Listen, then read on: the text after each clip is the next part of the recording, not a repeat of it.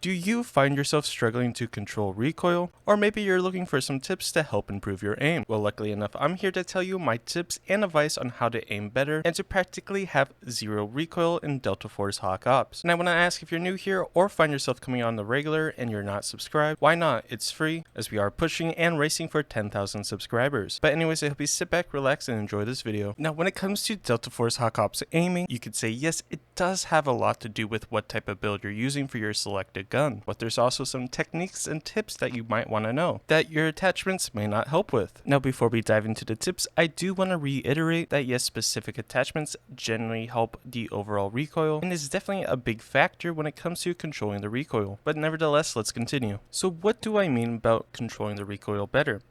Well, first off, the recoil patterns are all different and unique to each weapon. For example, the AK-74 with the suppressor is going to have slightly up, but then it's going to curve to the right. So when it comes to controlling the recoil, first you got to know what type of recoil pattern you're looking for. Now with the AK-74 with the M7 practical suppressor, you're going to notice that our gun is going to be going straight up and to the right and then to the left. So to counter the recoil, you're going to do the opposite. You're going to pull down left and then right, making it to it so there's practically no movement when it comes to controlling the recoil. But that's what it comes to when identifying each and every weapon's recoil pattern. Simply come up to a wall, either in-game or in the firing range, and then shoot without controlling the recoil. Now the first tip when it comes to controlling your recoil is going to be a phrase called recoil smoothing, or however you want to describe it. But it's basically, now the first tip is going to be a term called recoil smoothing. Now think of it as you're either strafing left or right, or A and D, and moving your mouse in the opposite direction. For example, if I'm moving to the right, pressing D, you're going to be wanting to move your mouse to the left. And vice versa, if you're moving to the left, or A, you're going to move your mouse to the right. By doing recoil smoothing, you're basically getting rid of the horizontal recoil that you have to control by mirroring it with the A and D keys, or moving left or right. As in a game like this, or many other FPS games, you want to continuously move so you're not an easy target standing still. That's why recoil smoothing is such a key technique when it comes to aiming in games like these. Now another key technique when it comes to a game, especially a game that has a leaning mechanic such as Delta Force, Rainbow Six Siege, BattleBit Remastered, and so on. The technique we're going to be looking at is the lean spamming ability. In this game, you can lean spam pretty easily by tapping Q and E. And it goes quite fast. Now something to take note, when you lean spam and shoot, it's a little bit different. So I'm lean spamming and shooting without moving my mouse any. As you can see, it's still generally centered, although some bullets do go astray. So a great habit or technique to pick up is the lean spamming and shooting. This also helps with your recoil control. By doing this, it negates a lot of the horizontal and vertical recoil at the same time. Although with the lean spamming technique, make sure that you're not going to be able to move and shoot as much if you're really focused on lean spamming. But to give you an example, if I'm lean spamming, shooting, and controlling my recoil, most targets are still going to be center mass, and it's not something you really have to worry about recoil. These are two aiming techniques that I highly recommend you learn, or if you have them learned already, good on ya and keep at it. So just to briefly summarize, recoil smoothing is the act of strafing to one direction while pulling your mouse in the opposite direction. So again, if I'm going to the right by tapping D, I'm moving my mouse to the left. So right and left, left and right, right and left, left and right. Then there's the lean spamming technique.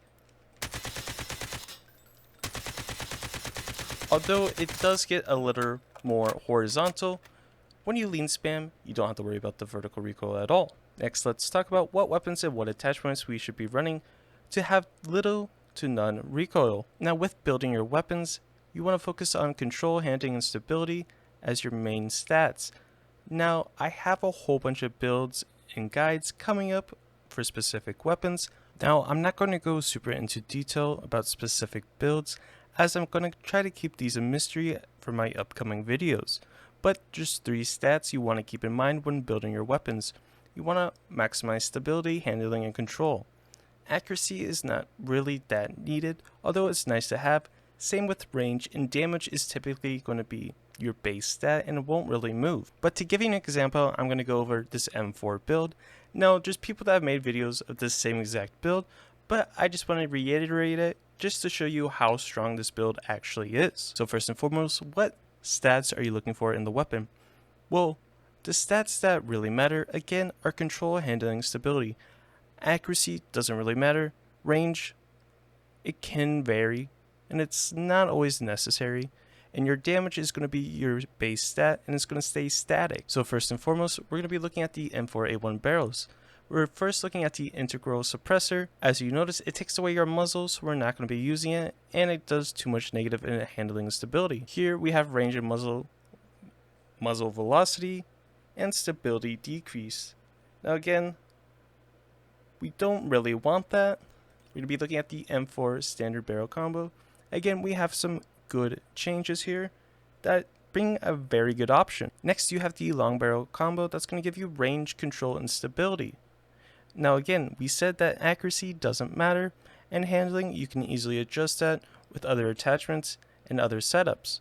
Now at the next long barrel, we get again minus accuracy and minus handling, which again, with other attachments, we can improve handling super easily. But the key difference between the M4 Elite Long Barrel and the M4 Practical is that when you use the Elite Barrel, it's going to give you max control and max range and muzzle velocity.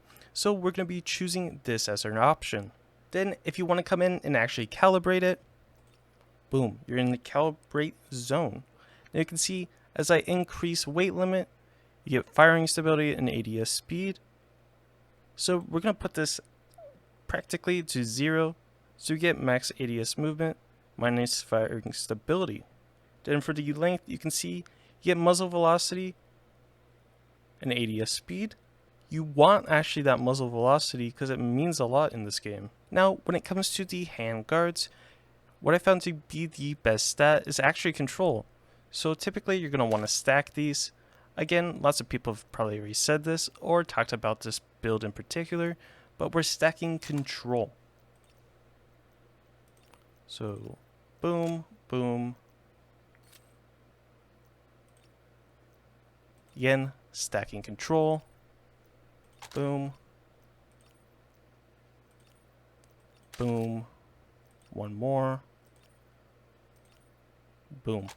56 control now. What I've noticed in this game particularly is that suppressors are actually very decent in this game.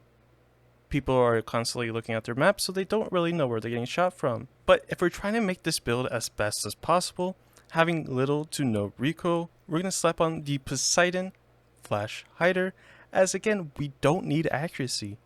For whatever reason, accuracy in this game is not really a stat you have to worry about. And it just gives us max control, it gives us +7 control, so why wouldn't you choose this? Now, moving on, you don't need a bipod. If you're using a bipod, then you're probably a battle dad that still has their M4 from basic, which is kinda sad. Slap off that bipod, you don't need it. Coming up, we're gonna slap on the Honey Badger Small Fast. Again, this is always good. Now you can choose any mag you want. You can have the polymer mag, which I typically like to use. You could use the drill mag if you really wanted to. Example, we're just going to slap on the 30 round polymer mag, as some of you may not have the 60 round drum as it takes a little while to level up. Then we're going to come to the sights. Now what I've discovered and found is that you can actually stack the risers, as you know from my last SG552 build. So you're going to put on the Hydra riser, then you're going to go to riser optic, go to the micro sight razor, get another additional +2 handling, slap that on, then come over to the riser optic finally. Now you can choose any sight you want. Now in my eyes, the best sights to use that are more visual appealing is the quick response sight, the panoramic red dot, and the mini red dot. Try to stay away from the combat as it's going to give you like a plus. It's going to give you a plus crosshair. So if you just want a dot, stick to these three. Now when it comes to the grip, we're going to be going to the mini hand stop, which actually just gives you +2 handling, but we're going to calibrate it to be actually insane. So we're going to calibrate it. We're going to go all the way, drop that all the way down. We don't need the control really, as our control is actually insane already, but we want that ADS speed, as the M4 kind of ADS pretty slow. Now you might be thinking that the -14% extra control is a lot, but trust me, this M4 build already has a ton of control. So the thickness, we're going to increase that max for that moving stability.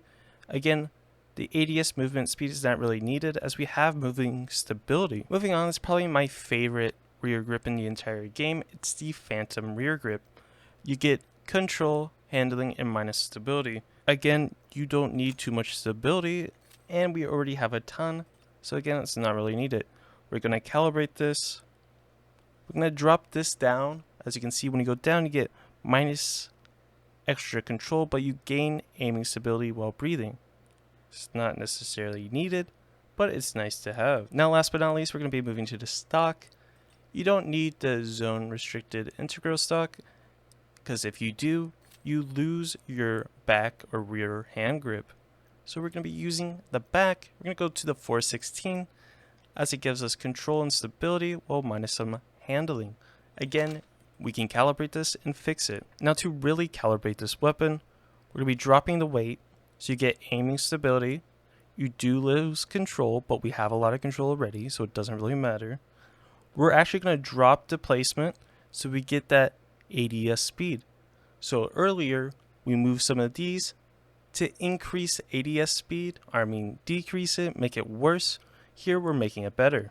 Then boom, there you have it, an insane M4 build. What we're going to do is go to loadout. We're going to save this. We're just going to call it whatever we want.